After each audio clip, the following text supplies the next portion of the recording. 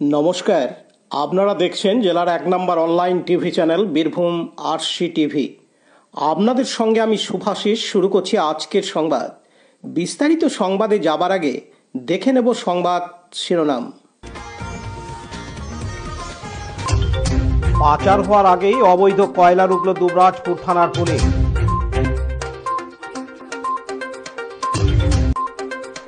আবাস যোজনায় উপভোক্তাদের সতর্ক করতে সচেতনতার প্রচার।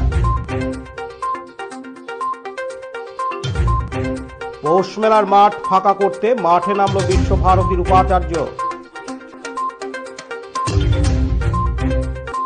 ইলামবাজারে রক্তদান শিবির।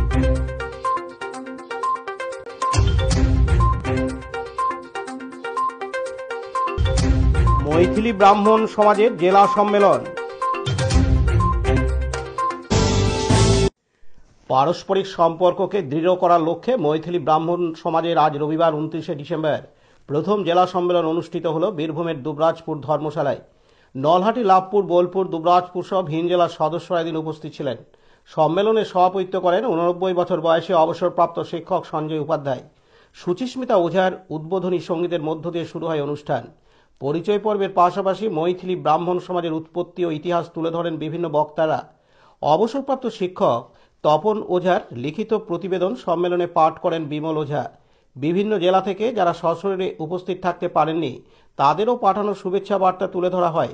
আগামী দিনে এই মৈথিলি ব্রাহ্মণ সমাজের পথ চলা ও পরিকল্পনার রূপরেখা তুলে ধরেন বিভিন্ন সদস্যরা। পরিশেষে পরিচালন কমিটির সভাপতি ও সম্পাদক পদে ডাক্তার শ্যামাপ্রসাদ মিশ্র ও সাধন ভট্টাচার্য নির্বাচিত হন। এছাড়াও 32 জন সদস্যের একটি উপদেষ্টা মণ্ডলী গঠিত হয়। এদিন অনুষ্ঠানটির সঞ্চালনা করেন বিমল ওঝা। সোমনাথ সেনের report, Birbhum RC TV, Dubrajpur.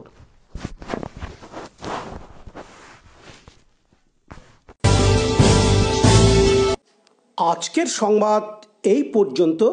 পরবর্তী সংবাদের জন্য চোখ রাখুন বীরভূম আরসি টিভির পর্দায়। নমস্কার।